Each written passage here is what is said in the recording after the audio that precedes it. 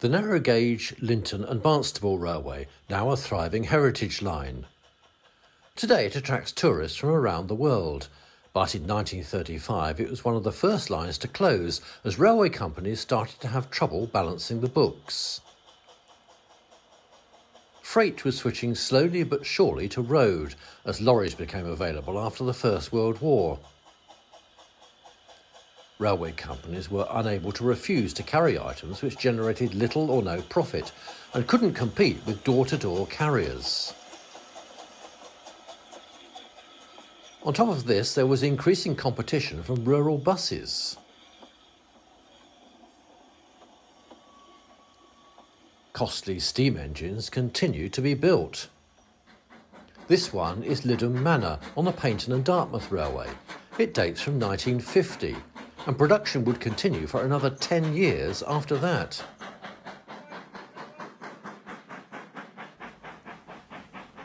Diesel multiple units like this one preserved on the West Somerset Railway were introduced on country branch lines to try to cut costs as car ownership increased in the 1950s.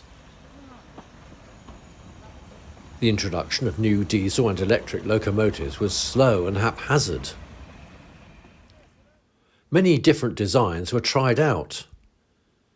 Here are a few of them at a gala weekend on the South Devon Railway, where steam trains can normally be found. The line, which used to run from Ashburton to Totnes, was a victim of a round of closures in 1958, along with the Tean Valley line. A year later, the last passenger train ran to Moreton Hampstead.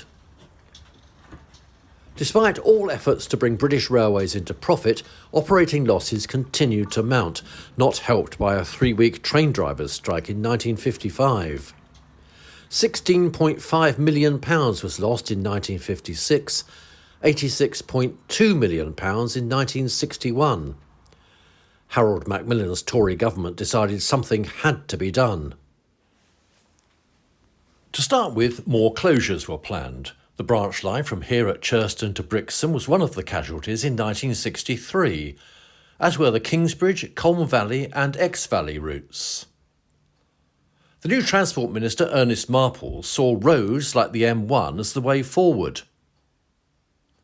By now, British Railways had a new boss, Dr. Richard Beeching, and he was charged with remodelling the railway so it covered its running costs.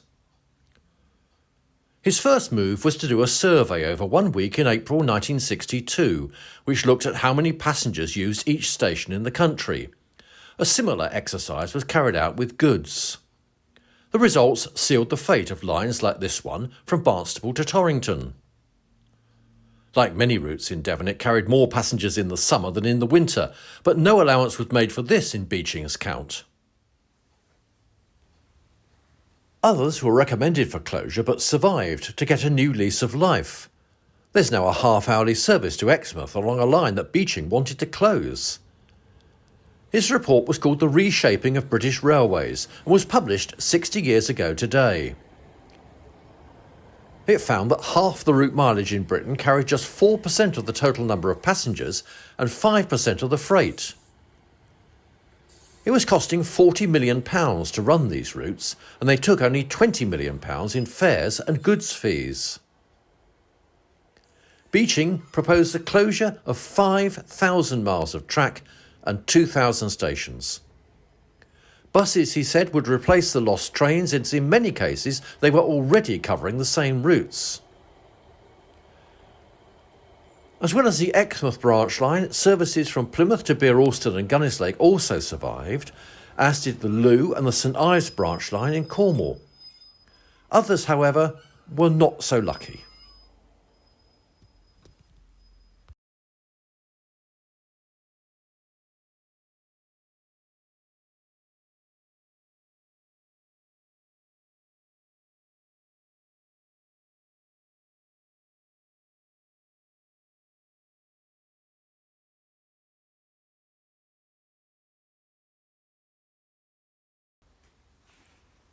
Some lines may have been spared by Beeching, but they were to lose many of their stations. Only a few were to survive on the Barnstaple line, for example. This one at Copplestone would have closed, along with Yeoford, Umberley, Kings Nympton, Portsmouth Arms and Chapelton. In 1964, having promised to halt the closures, the new Labour government initially continued with them. But later, Transport Minister Barbara Castle spared some seaside branches, like the one from here at St Erth to St Ives, because it was obvious the road system locally wouldn't cope with the extra traffic. Closures continued into the 1970s, with lines to Ilfracombe and Oakhampton some of the last to go. But then the tide turned. New housing and city congestion forced a rethink when the former Sidmouth Junction station reopened as Fennyton in 1971. Nearby Pinhoe, also on the Salisbury to Exeter line, reopened in 1983. In more recent years, services have returned to Oakhampton, and discussions are continuing about reopening the old Southern line between Bere Alston and Tavistock. Whether Dr. Beeching was a hero, a villain, or just a man of his time, he is still very much remembered. Here at Howell Junction, in a street name on the site of the old station, which closed in 1966.